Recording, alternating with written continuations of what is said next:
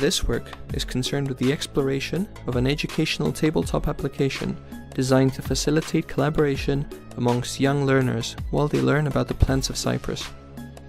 The application was used by 28 third graders during a scheduled visit at the Cyprus Center of Environmental Research and Education.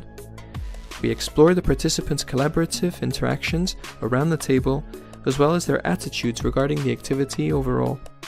Findings from this work demonstrated that the students collaborated intensively in completing the activity around the table, and they were overwhelmingly positive about the experience.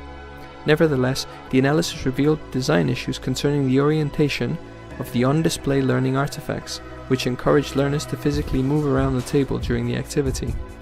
Also, the study raises concerns regarding asymmetrical forms of collaboration, where one learner dominates the activity despite the equal access on an interactive table surface.